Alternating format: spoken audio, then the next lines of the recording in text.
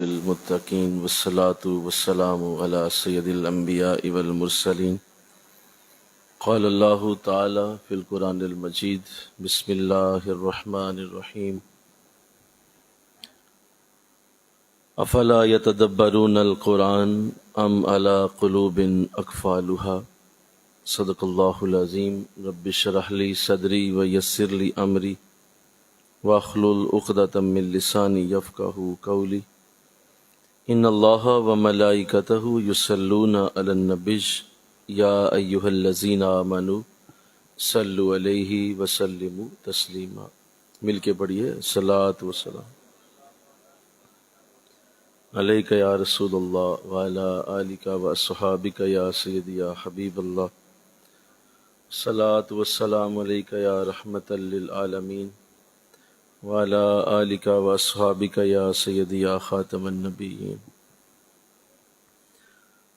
نہایت ہی معزز و محترم حاضرین و سامعین، الحمدللہ اللہ کی خاص کرم نوازی سے کلام مقدس کو ترجمے اور تفسیر کے ساتھ پڑھنے کی یہ مبارک نشست ہے جس میں مجھے اور آپ کو اللہ نے توفیق عطا فرمائی ہے۔ اس پہ اللہ کا شکر ہے کہ اس نے ہمیں اس کلام کا وہ نور دیا جس کے لیے قرآن اترا ہے، کہ قرآن کو سمجھ کے پڑھا جائے، قرآن کو سمجھا جائے اور سمجھ کے پھر اس پہ عمل کرنے کی کوشش کی جائے۔ سورہ نور کی خوبصورت آیات پچھلے جمعہ میں جو پڑھی گئی تھیں، جو مردوں اور عورتوں کو حکم دیے گئے، اس حوالے سے گفتگو ہماری ہو چکی ہے۔ آج انشاءاللہ اگلی آیات پڑھنے کی سعادت حاصل ہوگی۔ بسم اللہ الرحمن الرحیم۔ وَأَنكِحُوا الْأَيَامَ مِنكُمْ وَالصَّالِحِينَ مِنْ عِبَادِكُمْ وَإِمَائِكُمْ أَنْ يَكُونُوا فُقَرَاءَ يُغْنِهُمُ اللَّهُ مِنْ فَضْلِهِ وَاللَّهُ وَاسِعٌ عَلِيمٌ وَلْيَسْتَعْفِفِ الَّذِينَ لَا يَجِدُونَ نِكَاحًا حَتَّى يُغْنِيَهُمُ اللَّهُ مِنْ فَضْلِهِ والذین یبتغون الکتاب مما ملکت ایمانکم فقاتبوہم ان علمتم فیہم خیرا، صدق اللہ العظیم۔ دو آیات پڑھنے کی سعادت ملی ہے۔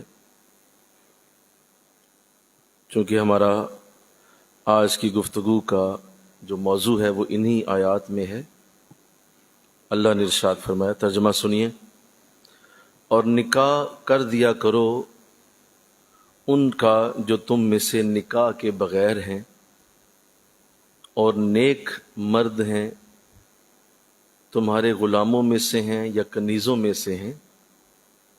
اگر وہ غریب ہوں گے تو فکر نہ کرو، اللہ انہیں اپنے فضل سے غنی کر دے گا، اور اللہ بہت وسعت والا، بڑا علم والا ہے۔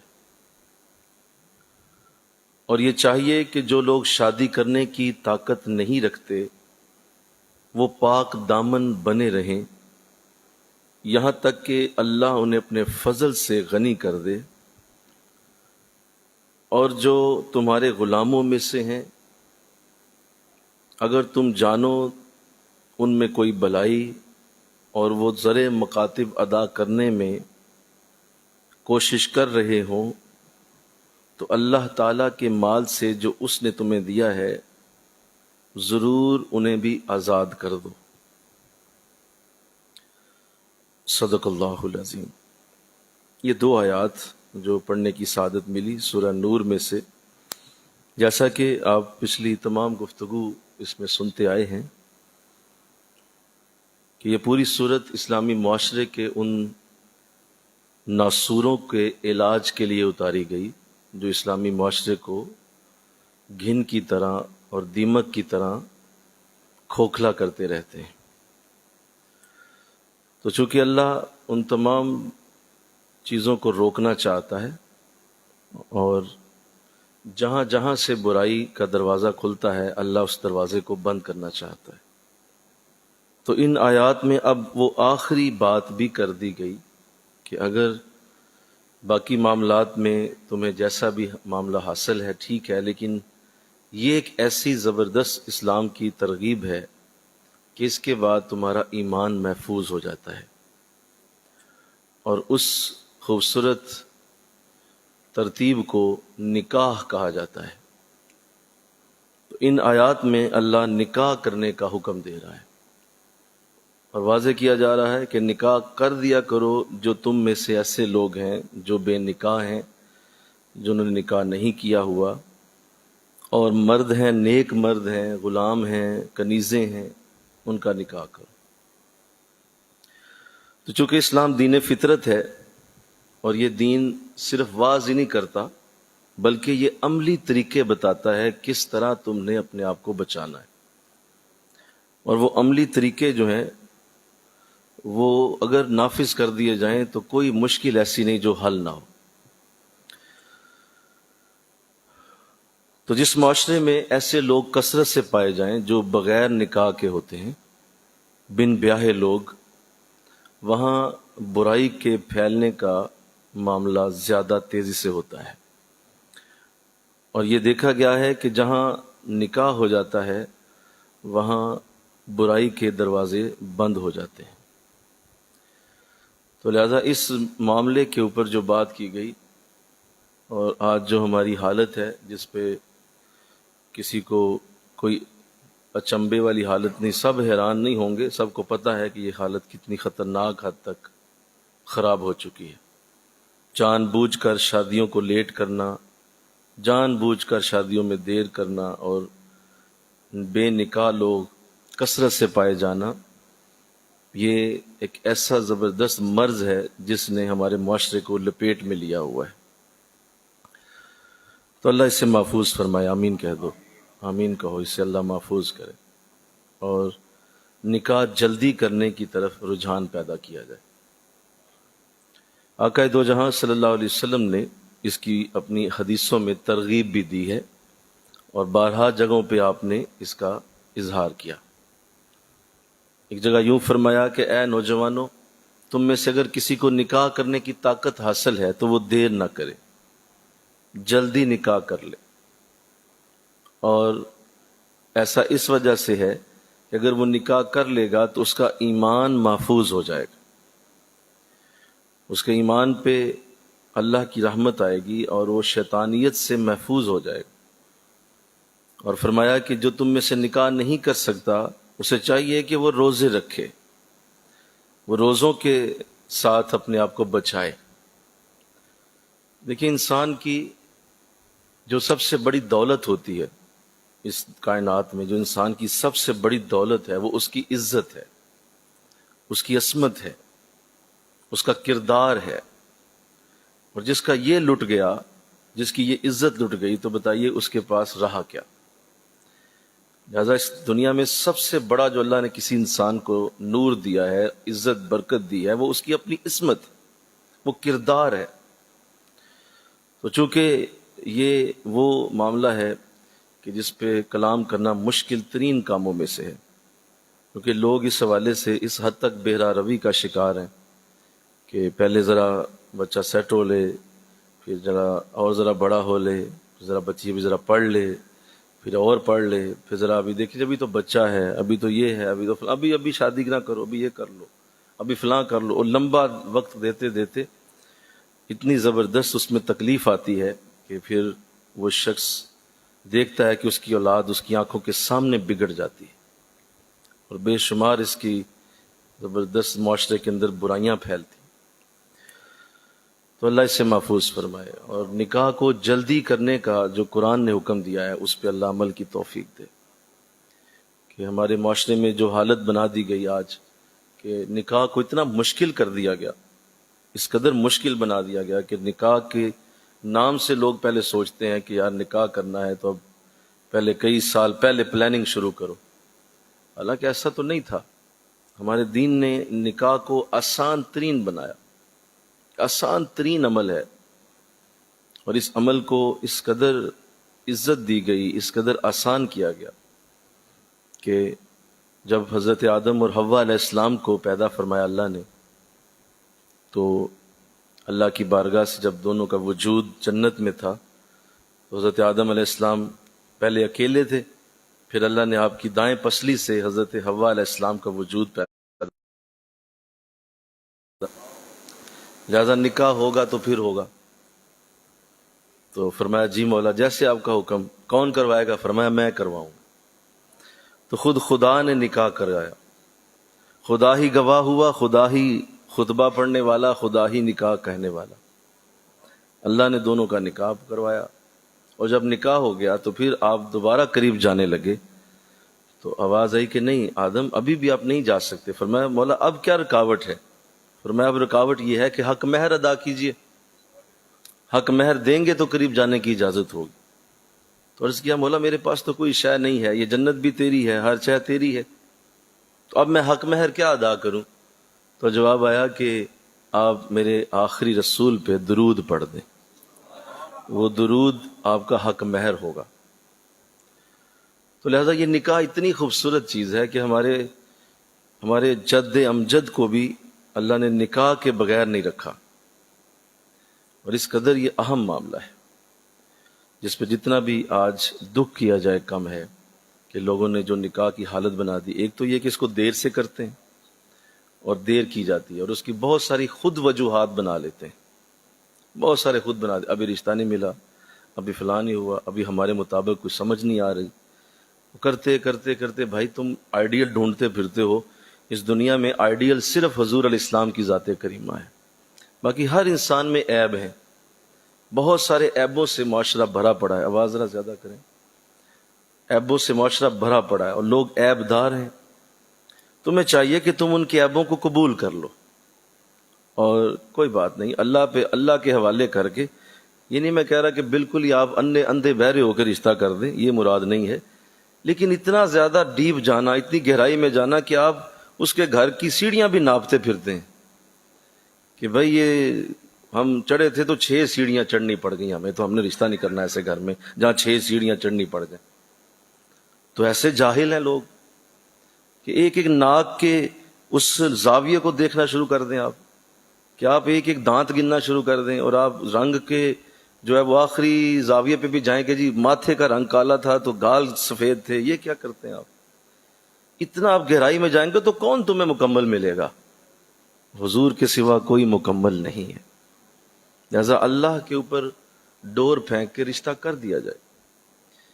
اور یہ جو آج حالت ہو چکی، ایک تو یہ وجہ بناتے ہیں، پھر خیر عجیب حالت یہ ہے کہ نکاح کے حوالے سے تو آج مذاق بن گیا، نکاح اس حوالے سے جو میں ابھی عرض کرنے لگا مذاق بن گیا۔ وہ نوجوان نکاح کرنے کی کرے بات، اسے بڑی جلدی ہے، تمہیں بڑی جلدی پڑی ہوئی ہے، بہت جلدی ہے تجھے۔ اور بعض یہ بھی کہتے ہیں کہ ابھی تمہاری عمر ہے کوئی نکاح کی، ابھی شادی کی عمر ہے تیری کوئی، ابھی ذرا موج مستی کرو، ابھی کچھ وقت گزارو، پھر دیکھیں گے شادی تمہاری۔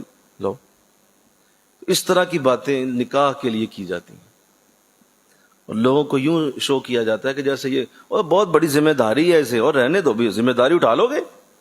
اچھا پہلے تو پال رہا تھا نا جیسے ساری دنیا کو، اللہ ہی پالتا ہے جسے پالتا ہے، نہیں ذمہ داری اٹھا لو گے؟ ابھی تمہاری ذمہ داری اٹھانے کی عمر ہی کوئی نہیں۔ اس طرح کی باتیں کی تو نکاح سے دور کیا جاتا ہے، بہت سارے انداز بنا کے لوگوں نے نکاح کو مذاق بنا لی، اور اس طرح کی چیزیں جو ہے وہ کر کر کے ایک وقت آتا ہے کہ بچے کے جو ہے وہ بالوں میں چاندی اترتی ہے، بچی کے بالوں میں بھی چاندی اتر آتی ہے، اور پھر پچھتاتے ہیں، پھر سر پہ بازو رکھ کے روتے ہیں، پھر کہتے ہیں اچھا کوئی مل جائے۔ اب ایک اور جو بہت بڑا بیریئر ہے نکاح کے اندر، وہ خاندان میں ڈھونڈنا ہے، ذات برادری کو پوجنا ہے۔ اس کے اوپر بھی جتنا بھی افسوس کیا جائے، جتنا دکھ کیا جائے، بہت کم لگتا ہے کہ لوگ اتنا زیادہ اس پہ رہتے ہیں جس کی کوئی حد نہیں۔ ذات برادری کے بت کو پوجتے ہیں، اور غیرت جوان ہو جاتی ہے جناب کی، ہم نہیں کیا کرتے غیروں میں۔ اچھا غیر کیا انسان نہیں ہے؟ کیا وہ حضور کی امتی نہیں ہے؟ کیا انہوں نے کلمہ نہیں پڑھا ہوا؟ نہیں ہم نہیں کیا کرتے۔ دیکھیے یہ اچھی بات ہے کہ آپ کے اپنے ہی گھر میں، اپنی ہی برادری میں کوئی اچھا اگر موجود ہے رشتہ، تو سب سے بہترین بات یہی ہے۔ اس سے اچھی بات کیا ہے کہ آپ کے خاندان میں ہی اچھا مل جائے، بیٹا ہے بیٹی ہے، ضرور کریں آپ خاندان میں۔ لیکن یہ کیا بات ہوئی کہ آپ خاندان میں جب وہ نہیں ہے کوئی، تو آپ اپنے خاندان میں ہی ڈھونڈتے پھرتے ہیں، اور ایک وقت آتا ہے کہ آپ کو باہر سے کوئی برا بھی ملتا ہے تو خاندان کی وجہ سے وہ صحیح کر لیتے ہیں کیونکہ ہمارا خاندان ہے۔ تو یہ تو کوئی بات نہ ہوئی۔ یہ تو آپ کا ذہن اور سوچ کدھر گئی کہ جب آپ وہاں گئے ہیں جہاں برا شخص ہے وہ آپ کا خاندان کا، تو اسے کیوں کر رہے ہیں آپ؟ نہیں، چونکہ ہمارے خاندان میں ہے۔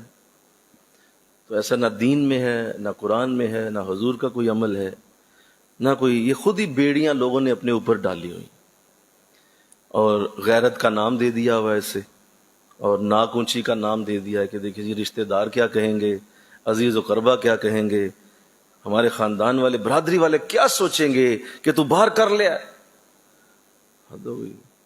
اس بچہ اور بچی کی زندگی برباد کر دی اس شخص کے لیے جس نے کبھی آ کے یہ تک نہیں پوچھنا کہ بجلی کا بل دیا کہ نہیں آپ نے اس مہینے دانے آپ کے گھر میں ہیں یا نہیں، اس مہینے آپ کے گھر میں خرچہ پانی ہے یا نہیں، کسی نے نہیں پوچھنا آپ کو، اور اس کے لیے اپنے بچے کی زندگی برباد کر دیا، اس خاندان کے لیے جس نے کبھی آ کے کبھی نہیں پوچھا۔ اتنے عرصے سے ہم بھی نکاح دیکھ رہے ہیں لوگوں کے، بس شادی کا دن، بارات کا، ولیمے کا دن، اس کے بعد کوئی منہ پہ آ کے تھوکتا بھی نہیں، اور بچہ اور بچی ساری زندگی روتے پھرتے ہیں۔ کیوں؟ بس وہ خاندان کی بھینٹ چڑھ گئے۔ کوئی پوچھتا نہیں آ کے کہ بھائی آپ کا کیا حال ہے، اس وقت مجھے پریشانی ہے، کوئی دکھ ہے، میں حاضر ہوں، تیرا میں نے ہی نکاح کرایا تھا، میں نے ہی شادی کے معاملات کی، میں تیری کوئی پوچھے گا نہیں آ کے۔ کوئی آ کے یہ ہلکا سا بھی نہیں جانتا کہ آپ کے گھر میں مسئلہ کیا پڑا ہوا ہے۔ کہتے آپ ہی کرو جو کرنا سی تسی۔ اچھا کرایا تو نے تھا؟ نہیں، اس وقت کوئی نہیں آئے گا۔ تو اس کے لیے اپنے بچوں کی زندگی برباد کرتے ہو، اس کے لیے کہتے ہو کہ نہیں یہ برادری میری فلاں۔ بھائی برادری کا بت کیوں پوچھتے ہیں آپ؟ تو یہ بہت بڑا انداز۔ اس کے لیے حضور الاسلام کی سنت ہمارے سامنے ہے۔ میرے آقا نے 11 نکاح کیے۔ کتنے کیے بولیے؟ سارے بولیے۔ 11 نکاح کیے ہیں، اور آپ کے زیادہ تر نکاح جو ہیں وہ قریش سے باہر ہیں۔ خود آپ قریشی ہیں۔ کون ہے بولو؟ ہاشمی ہیں، قریشی ہیں، لیکن ساری بیویاں قریشی تو نہیں ہیں آپ کی۔ لے، سب سے بڑی مثال حضور کی آپ کے سامنے، ساری بیویاں قریشی تو نہیں ہیں۔ آپ نے دیگر قبائل سے، دیگر برادریوں سے شادیاں کی ہیں۔ اب یہ مثال سامنے رکھی جائے تو سب چپ کر جائیں گے کہ اب کیا کریں۔ او بھائی تمہارے سامنے مثال ہے، اور خود آقا دو جہاں کی اپنی صاحبزادیوں کی شادی بھی قریش میں نہیں ہوئی۔ آپ کی صاحبزادیاں بھی تو قریش ہی کی تھیں، 4 بیٹیاں ہیں، صرف حضرت علی رضی اللہ تعالیٰ عنہ اپنے قبیلے کے ہیں، باقی تینوں شادیاں علیحدہ ہیں۔ اب کدھر جائیں گے؟ کسی اور جگہ شادیاں کی ہیں، اور حضور نے تو ایسی کوئی بات نہیں کی، اور اسی طرح باقی صحابہ بھی اسی طرح عمل کیا کرتے۔ تو یہ اصل میں آپ کو اس کی وجہ بتاؤں، یہ اصل میں بس ناک اونچی رکھنے کا ایک ذریعہ ہے، اور یہ وہ فخر اور تفاخر ہے جو اسلام مٹانا چاہتا ہے۔ اسلام اسی سے تو نکالنا چاہتا ہے تمہیں۔ اسلام کہتا ہے یہ نہ کرو، یہ اپنے قبیلے کو اتنا زیادہ۔ اچھا اسی طرح دیکھ لیں جتنے ووٹ دیتے ہیں یہ بھی برادری کی بیس پہ، چاہے وہ چکا ہے، گنڈا ہے، برا ہے، کیونکہ ہماری برادری کا ہے ووٹ دے دو، بیڑا غرق ہو گیا۔ اب وہ جہاں جہاں برائی کرے گا وہ تمہارے ووٹ کی وجہ سے اس کا ایک گناہ تمہارے نامہ اعمال میں شامل ہوتا رہے گا قیامت تک، کیونکہ اس کے تمہارے ووٹ کی وجہ سے وہ آگے آیا، کیونکہ تمہیں پتا تھا وہ چکا آدمی ہے، گنڈا ہے، برا شخص ہے، جانتے تھے لیکن ووٹ دے دیا۔ کیوں؟ برادری کا ہے، میرے قبیلے کا ہے، میری گلی کا ہے۔ اسلام اسی کے تو خلاف ہے۔ اور اسلام چاہتا کیا ہے؟ نماز، روزہ، حج، زکوٰۃ ایک علیحدہ چیز ہے۔ اسلام یہ ہے اصل میں کہ وہ تم سے اپنی مرضی چھڑوا کر اللہ کی مرضی کروانا چاہتا ہے۔ وہ کہتا ہے میری مرضی پہ آؤ۔ تو یہ بہت بڑی جو رکاوٹ ہے نکاح میں وہ یہ بھی ہے۔ آج ہم نے بچیاں گھروں میں روتی دیکھی، آنسو بہاتی دیکھی ہیں کہ وہ کیا کریں، کدھر جائیں، کس کو جا کے حال دل سنائیں، سمجھ نہیں آتی کیا کریں، کس طرح لوگوں کو بتائیں۔ تو اللہ اس پہ ہمیں توفیق دے دے، آمین کہہ دو ذرا سارے۔ میری بات پہ توجہ ہے نا؟ بولیے توجہ ہے نا؟ یہ بہت بڑا معاملہ ہے. اور جو بے نکاح، اللہ کہہ رہا نکاح کر دو، کوئی شرط نہیں لگا رہا. اللہ کہہ رہا نکاح کرو فوراً. کوئی اچھا آدمی نظر آ گیا کر چھوڑو، اللہ کے حوالے کرو، میں ہوں نا. آگے وعدہ بھی کیا، میں ابھی بات کرتا ہوں اس پہ. اللہ تو یہ کچھ یہ وجہ ہے جس کی وجہ سے نکاح لیٹ ہوتے ہیں، اور لوگ جان بوجھ کے اپنے برادری کو ڈھونڈتے ڈھونڈتے وقت گزارتے چلے جاتے ہیں. اور ایک وقت آتا ہے کہ پھر ہاں جی پھر یہ بھی آتا ہے ٹائم، ہمارے پاس بہت سارے لوگ آتے ہیں کہ جب وہ وقت گزر جاتا ہے بچہ بچی کا، تو پھر کہتے ہیں حضور ہن کوئی بھی ہو جائے. بولو کوئی بھی ہو جائے ہن، بس لے آؤ خدا دا نا، کوئی ہو جائے، کوئی بھی ہو جائے. تو پہلے 5 سال کہاں تھے آپ؟ پہلے 6 سال آپ کہاں تھے جی؟ اس وقت ہم ڈھونڈ رہے تھے ملا کوئی نہیں، اب کوئی بھی ہو جائے. تو ایسا ظلم کر دیا، بچے کی زندگی برباد کر دی. تو ایسا نہ کیا جائے، اپنے اوپر پابندی لگائی جائے. اور آقا دو جہاں صلی اللہ علیہ وسلم کا یہ ارشاد بھی یاد رکھا جائے کہ جتنی دیر تک کوئی شخص اپنی اولاد کا نکاح نہیں کرتا، اگر وہ کسی برے کام میں ملوث ہوئی تو اس کا گناہ اس کے والد اور والدہ کے سر جائے گا. یہ بھی یاد رکھا جائے کہ اگر میں اسے چھوٹ دے رہا ہوں تو اب اس کے ذریعے جتنے بھی ناکام یہ کسی بھی جگہ ملوث ہوگا تو اس کا مجھے بھی ساتھ ساتھ ہی گناہ ہے. یہ نہیں ہے کہ وہ اکیلا ہی ہو رہا ہے، آپ اس کے باپ ہیں، آپ اس کی ماں ہیں، آپ نے کیوں نہیں دھیان دیا؟ تو اللہ اس پہ توفیق دے دے. پھر یہ بھی دیکھا گیا کہ نکاح کے معاملات میں جو بہت بڑی کوتاہی کی جاتی ہے. ایک تو نکاح دیر سے کی، اگر کر لیا جاتا ہے تو پھر نکاح کے اندر انتہائی غیر شرعی حرکتیں کی جاتی ہیں. غیر شرعی حرکت، ایک تو نکاح پہلے دیر سے کیا، اب کیا ہی کیا ہے تو اتنی غیر شرعی حرکتیں، ڈھیروں ڈھیر جو غیر شرعی حرکات ہیں جو نکاح کے اندر کی گئی. اچھا آپ غور کریں کہ کل اور 10واں ہوتا ہے نا، 40واں ہوتا ہے، کل ہوتے ہیں. جنازہ، چلو جنازہ تو چلو چھوڑ دو، کل ہے، 10واں ہے، 40واں ہے، اس پہ علامہ صاحب بلائیں گے، لوگ مولوی صاحب آ جائیں گے. نکاح پہ کیوں نہیں بلاتے؟ نکاح پہ صرف نکاح پڑھایا اور اس کے بعد بینڈ باجا. تو بینڈ باجا کیا کلوں پہ بلاؤ نا، 10واں پہ کیوں نہیں بلاتے بینڈ باجے کو؟ دکھوں کے لیے قرآن رکھا ہوا ہے آپ لوگوں نے کیا؟ جب دکھ آئے تو اس وقت قرآن کھول لو، اور جب سکھ آئے تو موج کرو. یہ جس قوم کی حالت ہو، جس قوم کا ذہن اس حد تک پستی پہ جا چکا ہو کہ جب دکھ آتے ہیں تو قرآن کھول کے بیٹھ جاتے ہو، اور جب تمہارے لیے خوشیوں کے دن آتے ہیں تو اس وقت بینڈ باجے بجاتے ہو. اس وقت کہاں ہوتا ہے قرآن؟ اس وقت کہاں ہوتے ہیں علماء؟ اس وقت نعت خوانی کیوں نہیں ہو سکتی؟ مل کے کہو نا سبحان اللہ بولو. اس وقت نعت کیوں نہیں حضور کی پڑھی جا سکتی؟ اس وقت کیوں تلاوت نہیں ہو سکتی؟ اس وقت کیوں کسی کا درس نہیں ہو سکتا؟ یہ جو ہم نے یہ انداز بنایا منافقت والا، یہ بھی بہت ہی خطرناک ہے. اس سے بڑے پرابلم پیدا ہوتے ہیں، بے شمار پرابلم. تو اللہ اس سے ہمیں محفوظ کرے. ہمارے دین کا یہ طریقہ نہیں. حضور اسلام کی خدمت میں ایک صحابی حاضر ہوئے، ارشاد فرمایا حضور آپ نے حکم دیا نکاح کا، میں نکاح کرنا چاہتا ہوں. فرمایا کس سے کرنا چاہتے ہو؟ فرمایا حضور فلاں عورت ہے، فلاں بلا لاؤ. وہ آ گئی عورت. فرمایا تو اس سے نکاح کرنا چاہے گی؟ اس نے کہا جی حضور میں بھی چاہتی ہوں. فرمایا کوئی حرج نہیں. حضور اسلام نے خود ہی خطبہ پڑھا، ساتھ ایک صحابی بیٹھے ہوئے، کہا بھائی آؤ تم گواہ بنو. ایک اور کو لے لیا گواہ، اس کے لیے اکٹھا کر لی. خطبہ پڑھ دیا. خطبہ پڑھ کے تو آپ نے ارشاد فرمایا بھائی اب حق مہر دو. تو وہ صحابی کہنے لگے حضور میرے پاس تو کوئی شے ہی نہیں ہے، میں تو ابھی ہجرت کر کے مکہ سے مدینہ آیا ہوں، میری تو ابھی ایسی اوقات نہیں ہے، یہ کپڑے زیب تن کیے ہیں، اس کے علاوہ نہ کوئی درہم ہے نہ کوئی دینار ہے. فرمایا کچھ بھی نہیں ہے. فرمایا جی کچھ بھی نہیں ہے. فرمایا تمہیں کچھ قرآن یاد ہے؟ کہا جی حضور تھوڑا سا قرآن مجھے یاد ہے، کچھ آیات مجھے آتی ہیں. فرمایا ابھی میرے سامنے اس کو یاد کرا دو، یہی اس کا حق مہر بن جائے گا. بتائیے اتنا آسان ہے نکاح، اور تم نے کیا حشر کر دیا نکاح کا. او معاشرے والو تم نے کیا ظلم کر دیا نکاح. کس کو تم اپنی عزتیں دکھاتے ہو، کس کو ناقص دکھاتے ہو، کس کے لیے اتنے 100 لوگوں کی روٹیاں بناتے ہو، اور کیوں ایسا کر کے قرضے چڑھاتے ہو؟ کس لیے اس طرح کر کے لوگوں کے تلوے چاٹتے ہو؟ جب اللہ رسول کا انداز یہ تھا تو تمہارا انداز کیا ہے؟ حضور سیدہ فاطمہ رضی اللہ عنہ کی شادی ہو رہی ہے، حضور اسلام نے 10 سے زیادہ صحابی نہیں بلائے، اس میں 10 صحابہ کرام موجود ہیں شادی. حضور چاہتے تو سارے جہان کی بارات اکٹھی کر سکتے تھے. ایک اشارہ میرا نبی کرتا، فرشتے جنت سے باراتوں میں شامل ہوتے. اتنی سادہ شادی جو اس کائنات کے سب سے امیر شخص نے کی ہے وہ محمد رسول اللہ صلی اللہ علیہ وسلم. آپ سے زیادہ امیر کون ہے؟ جو اپنا ہاتھ اٹھاتا ہے تو اس کا ہاتھ جنت کے پھل تک جا پہنچے. جو یہ کہتا ہے کہ اگر میں چاہوں تو سونے کا بن کے عہد میرے ساتھ چل پڑے، وہ امیر ہے اصل میں. اور اس نے اپنی بیٹی کی شادی کی ہے کتنی سادہ کی. ہم صرف لوگوں کو راضی کرنے کے لیے اتنا بڑا ظلم کر دیتے ہیں جو کوئی اس کے بعد تمہیں پوچھتا ہے. تو خدا را اس پہ غور کرو، خدا را اس کو آسان بناؤ. اب تو دیکھو، پہلے تو چلو دور اچھے تھے، دیکھو غور کرو میری بات پہ.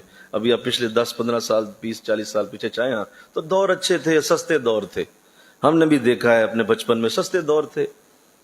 20-30 روپے کلو مٹن ہوتا تھا، اور ہم نے اپنے بچپن میں دیکھا ہے روپے کا کلو دہی ملتا تھا، آدھے 8 کا آپ کو کلو گھی مل جاتا تھا. مطلب آسان دور تھے. چلو اس دور میں تو سمجھ آتی ہے. آج دیکھو حالت کیا ہے لوگوں کی. اس وقت مہنگائی کس طرح سے لوگوں کا جینا حرام کر چکی ہے. آپ پھر بھی شادیاں جا کے دیکھیں، غریب بندہ بھی لاکھوں لگا دے گا اس وہاں پہ. یار اب تو شرم کر لو. اتنی سخت مہنگائی کے دور میں اب تو تمہارے پاس وجہ بھی ہے، اور کہہ دو بھائی میرے پاس نہیں ہے گنجائش. کوئی وقت ایسا آ گیا، دور ایسا آ گیا، اس دور میں بھائی گنجائش نہیں ہے، لہذا جی اب اتنی ہونی ہے. 10 بندے آپ آ جائیں، 10 ہم آ جائیں گے، آسانی آپ کے لیے بھی ہمارے لیے بھی، اور تسلی سے نکاح کرتے ہیں. مہنگائی کا دور ہے، وجہ بھی سامنے ہے، نہیں باز آئیں گے. پھر بھی باز نہیں آئیں گے. قرضے اٹھا لیں گے، لوگوں کے لیے کریں گے، اور پھر 30 دن بعد 15 دن بعد جب قرضے والا دروازے پہ آئے گا تو بچے کی خوشی کیا رہے گی شادی کی. اس بچی کو جو زیور پہنایا تھا اسی کو بیچ کے جب آپ نے قرضہ دے دینا ہے تو بچائیے بچی کی خوشی کیا رہے گی. بچی کی خوشی کو تو قتل کر دیا آپ. تو اب نہ کرتے ایسا. آج تو وجہ بھی ہے، بولو ہے کہ نہیں وجہ؟ سارے بولو نا یار، بولو میں صحیح کہہ رہا ہوں. آج وجہ ہے کہ بھائی اتنا سخت دور ہے، چھوڑ دیں اس حرکت کو، نارمل کر لیں. جہاں بھی ہے اتنا رکھیں، تھوڑا کر لیں. 20 لوگ 40 لوگ کر لیں، آسان کر کے نکاح کر لیں. یہ کوئی نہ کوئی تو ہمت کرے گا. بولو، کوئی نہ کوئی تو ہمت کرے گا اس معاشرے میں جو اس کو کرے گا تو آہستہ آہستہ اس پہ امپلیمنٹ کرے گا. اور مجھے جب سے قبلہ عالم نے یہ چیزیں بتائیں، جہاں تک میری طاقت تھی ہم نے اس پہ امپلیمنٹ کیا. جہاں تک اپنی طاقت تھی میں نے کیا اسے. لیکن آج حالت اس قدر خطرناک ہو چکی ہے کہ لوگ نکاح کے نام سے، اب بچی پیدا ہوتی ہے، اندازہ کریں آپ، اتنا سخت ٹینشن ہے اس کی. بچی پیدا ہوئی ہے، اس کی ماں ابھی سے جہیز جوڑنا شروع کر دیتی. اندازہ کر، اتنا ڈر ہے نکاح کا، اتنا خوف ہے کہ ابھی پیدا ہوئی ہے تو ساتھ ہی جس کی چیزیں جوڑنا شروع کرو، نکاح کرنا ہے اس کا. اتنا خوف ہے اس کا. یہ تو اتنی آسان چیز ہے، میرے نبی نے تو صرف قرآن کی چند آیتوں پہ نکاح کر دیا ہے کہ جاؤ نکاح کر لے جاؤ. تو ہم نے اس کو اتنا مشکل کر دیا. تو ظاہر ہے جس معاشرے میں نکاح مشکل ہو جائے گا وہاں زنا اتنا ہی آسان ہو جائے، اتنا ہی آسان ہو جائے. اور پھر یہ دیکھیے جو قرآن آگے کہہ رہا ہے، میں آپ کی توجہ چاہتا ہوں. اگر وہ تنگ دست ہوں گے تو فکر نہ کرو، اللہ انہیں اپنے فضل سے غنی کر دے گا. مل کے کہو سبحان اللہ. یعنی غریبی کو بنیاد بنا کے نکاح کو نہ چھوڑو. غریبی کو بنیاد بنا کے تم نکاح چھوڑ رہے ہو، ایسا نہ کرو. میرا وعدہ تمہارے ساتھ، تم نکاح کرو، فضل کرنا میرا کام ہو جائے گا، وسعت دینا میرا کام ہوگا، رزق دینا میرا کام ہوگا، نکاح کرنا تمہارا کام. اپنا کام تم کر لو، میں اپنا کام کرنے میں دیر نہیں کروں گا. اگر وہ تنگ دست ہیں، قرآن کہہ رہا ہے، تو فکر نہ کرو. ایسا نہ کرو کہ غریبی کی وجہ سے نکاح کو چھوڑ دیا. کئی ہزاروں اسی میں بیٹھے ہوئے ہیں، 4 پیسے آئیں گے تو نکاح کروں گا، 4 پیسے آئیں گے تو نکاح کروں گا، 4 پیسے آئیں گے تو فلاں چیز بنا لوں تو نکاح کروں گا. یہ تم کرتے رہو گے تو اللہ کا وعدہ کس نے پورا کرنا؟ اللہ فرما رہا ہے تم کر لو، میرا وعدہ میں تمہارے لیے فضل سے رزق پیدا کروں گا، وہ میرا وعدہ ہے. اور لفظ کتنا خوبصورت ہے، اللہ تمہیں غنی کر دے گا. آہا، لفظ کیا ہے بولو؟ غنی. غنی کہتے ہیں ایسا شخص جس کو اتنا مال مل جائے کہ اس کو پھر کسی کی پرواہ نہ رہے، اسے غنی کہتے ہیں. تو اللہ فرما رہا ہے اگر تم ایسی حالت میں نکاح کرو گے کہ تمہاری تنگ دستی ہے اور تم میرے حکم پہ عمل کر کے اس عظیم عمل کو کر دو گے تو میرا وعدہ تمہارے اللہ. اور آگے فرمایا واللہ واسع علیم، بے شک اللہ بڑی وسعت والا، آہا وہ بڑا وسیع ہے. تمہارا چھوٹا گھر بڑا کر دے گا، وسیع کر دے. چھوٹا کاروبار بڑا ہو جائے گا. تمہاری صحت کم ہے، زیادہ کر دی جائے گی. برکتیں زیادہ دے دی جائیں گی. کیوں؟ تم نے نکاح میں دیر نہیں کی. اللہ. اور آگے سنیے وَلِيَسْتَفِفِ الَّذِينَ لَا يَجِدُونَ نِكَاحًا، اور تم میں سے ایسے لوگ جو اپنی شادی کرنے کی قدرت نہیں رکھتے، یعنی ان کے معاملات ایسے ہیں کہ ابھی قدرت نہیں ہے اور بہت ساری کوئی ایسی وجوہات ہیں جن کی وجہ سے وہ شادی نہیں کر پا رہے. حَتَّى يُغْنِيَهُمُ اللَّهُ مِنْ فَضْلِهِ، تو اسے چاہیے کہ وہ ذرا صبر کرتا رہے، اپنے آپ کو پاک دامن رکھے، پاک دامنی اختیار کرے. یہ کوئی وجہ نہیں ہے کہ اگر نکاح نہیں ہو رہا تو بے راہ روی کے رستے پہ چل پڑے. نہیں، یہ ایسا نہیں کرنا. پاک دامن رہے، اپنے دامن پہ داغ نہ لگنے دے. ہاں ایک وقت آئے گا واللہ حتی یغنیہم اللہ من فضلہ، ایک وقت آئے گا کہ اللہ اسے اپنے فضل سے غنی کر دے گا، اللہ اس کے لیے رستہ کھول دے گا. لہذا اس کو بھی کہہ دیا گیا جس کی شادی ابھی نہیں ہوئی ہے، اس کو بھی کہہ دیا گیا کہ تم نے اپنے آپ کو پاک دامن رکھنا ہے. یہ دن جو تمہارے جوانی کے ہیں، یہ منہ زور جوانی کے، یہ اتھر گھوڑے کی طرح ہے. جس طرح گھوڑا منہ زور ہو جاتا ہے اور وہ کسی کی نہیں پھر سنتا، پھر جدھر منہ اٹھاتا ہے دوڑتا ہے. فرمایا یہ جوانی کے دن بھی ایسے ہی ہوتے ہیں. یہ جوانی کے دنوں کا انداز بھی یہی ہے. اللہ. تو کہا نہیں ایسا نہیں، پاک دامن رہنا، اپنے آپ کو مضبوطی سے تھام کے رکھنا. انشاءاللہ کہہ دو میرے جوان یہ بات میری سنیں. میں اپنے جوانوں سے مخاطب ہوں، میری بات سنو، میرے قرآن کی بات سنو. قرآن کہہ رہا ہے پاک دامن رہو، ہم تمہارے لیے فضل سے راستہ کھول دیں گے. تمہارے لیے راستہ کھلے گا اگر تم پاک دامن رہو. اللہ. پھر یہ بھی جو نکاح کے اندر ایک اور بھی چیز دیکھی گئی جو نکاح کے اندر ہوتی ہے. ایک تو میں نے یہ کہا کہ نکاح کو مشکل کیا گیا، اس کے ضمن میں نے چند باتیں آپ کے سامنے رکھی. پھر نکاح کے اندر غیر شرعی معاملات جو آتے ہیں اس میں نے چند باتیں کی. ایک اور جو بڑی چیز جو نکاح میں دیکھی گئی ہے وہ یہ ہے کہ ہم لوگ بہت جلد اس کا ناراضگی کا سلسلہ بناتے ہیں کہ اگر کوئی آپ کو بلائے نہ کسی جگہ پہ تو اس پہ بھی بڑی سخت ہمارے معاشرے کے اندر آزمائش کا وقت شروع ہو جاتا ہے. کہ ایک بھائی ہے، اس نے اپنے بھائی کو کسی وجہ سے نہیں بلایا اور وہ کوئی مجبوری ہوگی اس کی، اور اس نے کہا کہ بھائی فلاں معاملہ ہے تو اس کی وجہ سے ایک بندہ آ جائے، دو آ جائے. اب اس پہ پورا خاندان ناراض ہوا پڑا ہے کہ جی آپ نے ہمیں سب کو کیوں نہیں بلایا، ہم تو فیملی والے تھے، ہمیں سب کو بلا. بھائی وہ بیچارہ پتہ نہیں کس طرح نکاح کر، کس طرح اس کے انداز بنے، کیسے وہ نکاح کی تکلیف میں سے گزر. اگر اس نے ایسا کیا ہے، میں آپ کے سامنے حضور کی سیرت سے ایک بات رکھتا ہوں. حضرت عبد الرحمن ابن عوف رضی اللہ تعالیٰ عنہ جو امیر ترین صحابہ میں سے ہیں، حضرت عثمان غنی رضی اللہ تعالیٰ عنہ بھی اور آپ بھی بہت ہی امیر صحابہ میں سے تھے اور غنی تھے. تو صبح حضور کی بارگاہ میں حاضر ہوئے، فجر کی نماز پڑھی تو حضور سے ملے تو آقا علیہ السلام نے دیکھا کہ ان کے سفید کپڑوں پہ پیلے رنگ کے داغ ہیں. تو آپ حیران ہوئے، کہا ابو عبد الرحمن یہ تمہارے کپڑوں کو کیا ہوا؟ کہا حضور رات اصل میں نے نکاح کیا ہے تو یہ وہ انہوں نے پھول پھینکے تھے تو وہ پھول شاید میرے کپڑوں پہ لگے رہ گئے تو ان کے پیلے داغ لگے ہوئے. تو حضور اسلام مسکرائے. آپ اندازہ کریں مدینہ میں شادی ہوئی ہے اور بہت امیر شخص کی شادی ہوئی ہے اور خود حضور کو ہی نہیں بلایا، اکیلے ہی نکاح کر رہے ہیں جا کے. نہیں سمجھے بات؟ نہیں سمجھے نا؟ نہیں، آپ نہیں سمجھے ابھی بھی. خود حضور کو ہی نہیں بلایا اور آپ نے نکاح کر لیا. اور صبح ویسے ہی کیجولی بات خود بھی نہیں بتایا. حضور پوچھ رہے ہیں کہ یار یہ کیا داغ کیسے ہیں؟ تو کہا جی رات نکاح ہوا ہے. اس حد تک آسان چیز تھی اور حضور نے کوئی ناراضگی کا اظہار نہیں کیا کہ اچھا یہ کیا بات ہوئی، رسول خدا محبوب خدا کو نہیں بلایا، رات میں اکیلے اکیلے نکاح کر رہے، ہم ناراض ہیں آپ سے. ایسا کچھ نہیں کہا. فرمایا اچھا نکاح ہو گیا؟ کہا جی ہو گیا. مبارک ہو بہت زیادہ، تمہیں مبارک. ہاں یہ ہے کہ اب ولیمہ کے لیے کوئی ایک بکری بھی ذبح کرنی ہو تو ضرور کرنا.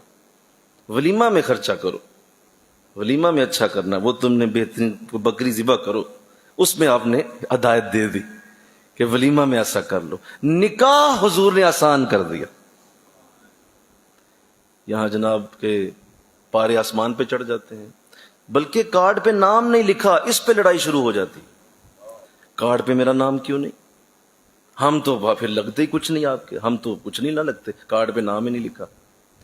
تو جس قوم کا شعور یہاں ہو اس کو کون سمجھائے، اس کو کون تعلیم دے جس کا شعور اتنا گر چکا ہے کہ وہ اس کی مجبوری نہیں سمجھ رہا کہ وہ بیچارہ پتہ نہیں کس حال میں شادی کر رہا ہے. اور سنیں جو اس کے ضمن میں کہا گیا، آقا دو جہاں صلی اللہ علیہ وسلم نے جو اس کے ضمن میں فرمایا کہ اگر کوئی بھائی کسی کی شادی کے اوپر کوئی اس کو نہ بلائے تو دوسرے بھائی کا جائز نہیں کہ وہ اس سے ناراض ہو. جائز ہی نہیں یہ بات، بلکہ جب پتہ چلے اس کو مبارک دے دے. اچھا یار چلو کسی وجہ سے اگر تم نہیں بلا سکے تو کوئی بات نہیں، تمہیں مبارک ہو، اللہ تمہاری بیٹی کو خوش رکھے، تمہارا بیٹا خوش رہے، مجھے خوشی ہے اللہ نے نکاح کی شادی کی توفیق. یہاں عجیب حال ہے، کئی نسلوں کے رشتے توڑ دیتے ہیں لوگ، صرف نہیں جی ہمیں فون نہیں آیا، ہمیں میسج نہیں آیا، ہمیں کسی نے بلایا کیوں نہیں. تو انشاءاللہ کہو گے اس پہ ذرا، انشاءاللہ کہو گے تو کہو یار انشاءاللہ ہی بول دو. یہ ہے اصل اسلام. یہ جو آپ یہاں سجدے دے کے جائیں گے یہ عبادتیں ہیں. اصل اسلام یہ ہے جو آپ کو بتا رہا ہوں، یہ ہمارا دین ہے.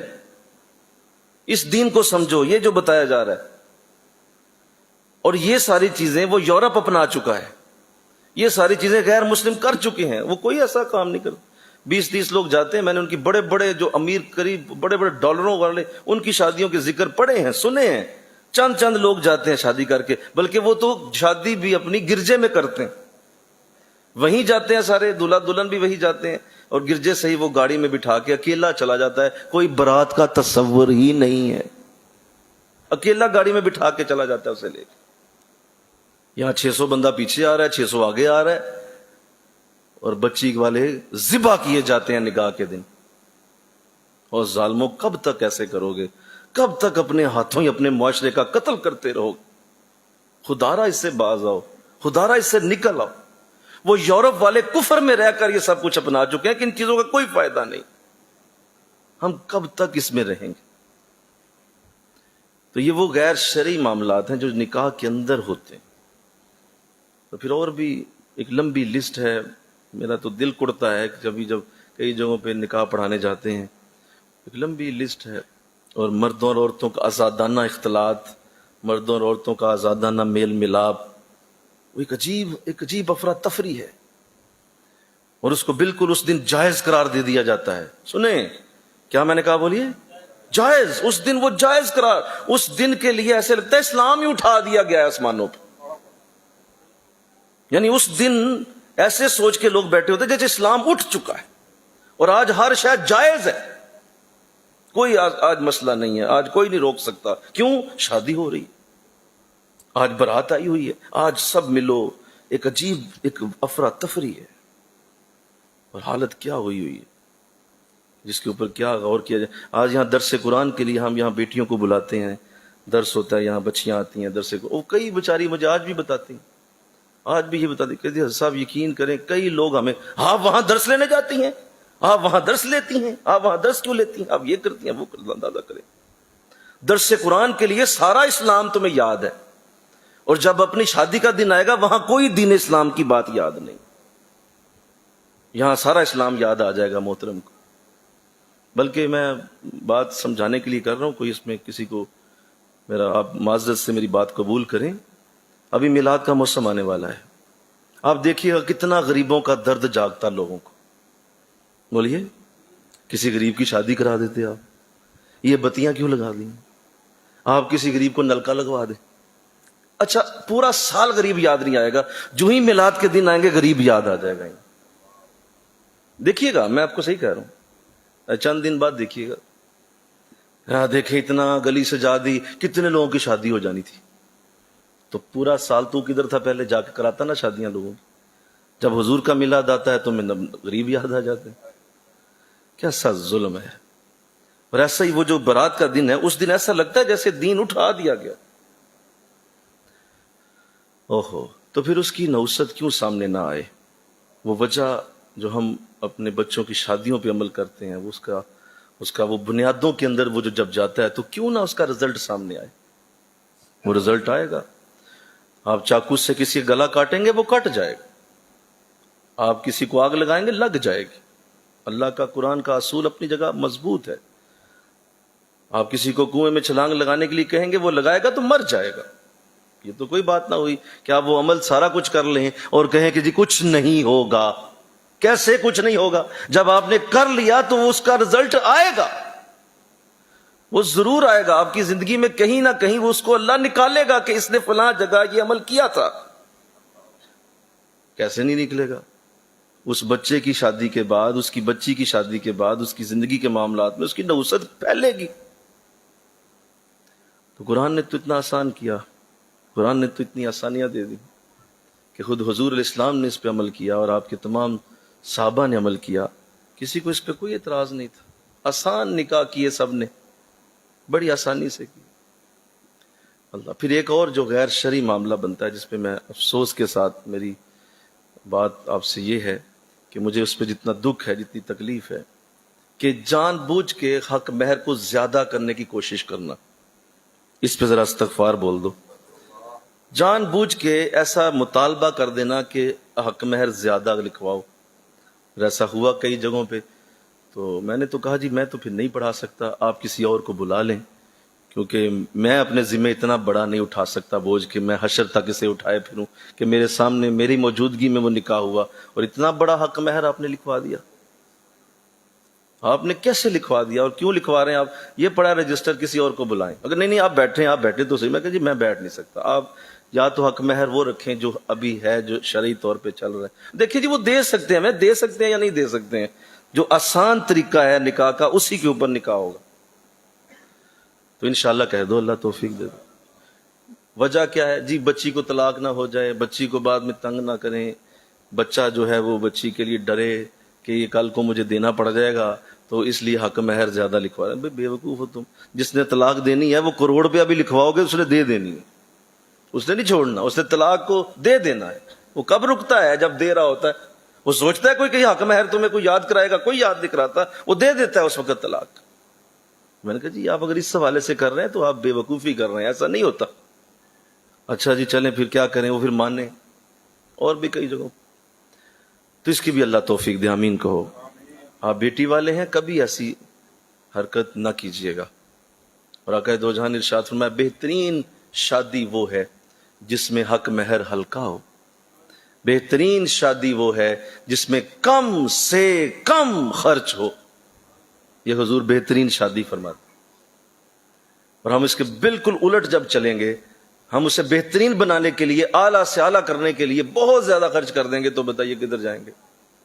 حضور فرما رہے ہیں بہترین شادی اس کی ہے جس میں کم خرچ ہو. بہت زیادہ کم ہو جائے، اور کم کر دو، اور کم کر دو. اللہ مشکل باتیں ہیں لیکن اللہ کرے ہضم ہو جائیں. آمین تو کہہ دو ذرا یار، آمین تو کہو نا. کوئی تو ہو جو ان باتوں کو سمجھے، کوئی تو ہو جو قرآن کی بولی جانے کہ نکاح کر دو بے نکاحوں کا اگر قدرت رکھتے ہو. دیر نہ کرو اور تنگ دستی کا فکر نہ کرو، ہم غنی کر دیں گے اپنے فضل سے. ہمارا وعدہ ہے نہ کرو دیر، جلدی سے نکاح کر. تو انشاءاللہ کہو اللہ اس مرض سے ہمارے معاشرے کو نجات عطا فرمائے. اور ہمارے معاشرے کی آج جو حالت اس تکلیف سے گزر رہی ہے، دیکھیے جب وہ لوگ اس طرح رہیں گے، سنو آخری بات، جب وہ لوگ اس طرح رہیں گے جو لوگ بے نکاح ہوتے ہیں اور ان کو موقع مل جائے گا تو پھر چوریاں، چکاریاں، ڈکیتیاں، یہ بدامنیاں، یہ قتل و خون، یہ غارت گریاں، یہ تبھی ہوتی ہیں. یہ تبھی ہوتی ہیں. دیکھیں حضور اسلام نے جب یہ فرما دیا نا کہ جس نے نکاح کر لیا اس کا ایمان محفوظ ہو گیا، تو اب اس بات پہ ایمان لانا پڑے گا کہ حضور صحیح فرما رہے ہیں کہ ایمان محفوظ کرنے کے لیے نکاح ہے. تو وہ کسی نے کوئی واقعہ لکھا تھا کہ کوئی نوجوان تھا تو اس نے جو ہے وہ شادی میں ایسے ہی دیری ہو گئی. تو دیری کی وجہ سے ظاہر ہے پھر کوئی نہ کوئی تو راستہ ملتا ہے. دیکھیں انسان ہے، اس کو راستہ چاہیے اپنی اس خواہش کو پورا کرنے کے لیے. تو اس نے ظاہر ہے کوئی نہ کوئی غلط کام شروع کر دیا. والدین نے پکڑ کے نکاح کر دیا. اب وہ شخص جو لکھتا ہے وہ کہتا ہے میں نے اس سے کہا کہ آپ غلطی کر رہے ہیں، یہ معاملہ خراب ہو جانا ہے، کیونکہ میں نے دیکھا ہے کہ وہ برے کاموں میں ملوث.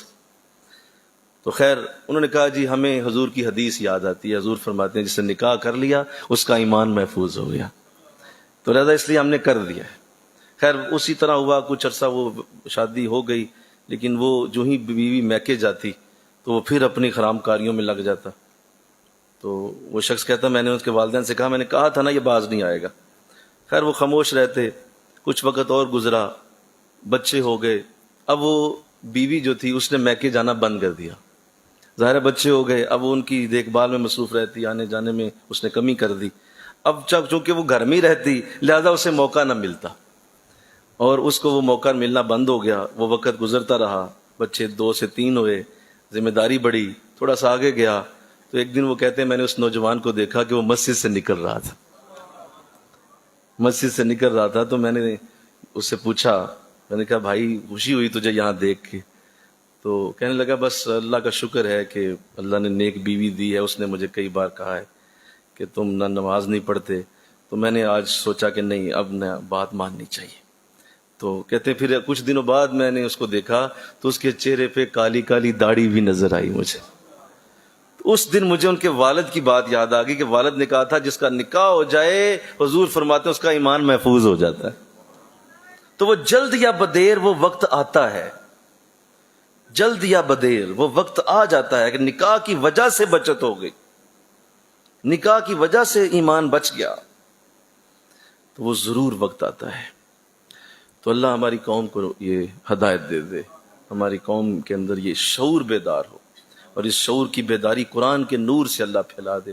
اللہ ہم سب کو اس کی توفیق عطا فرمائے، اب اللہ آپ کو یہ پیغام اب آگے پہنچانے کی توفیق عطا فرمائے۔ وما علینا الا البلاغ، سنتے ہیں عطا فرمائے۔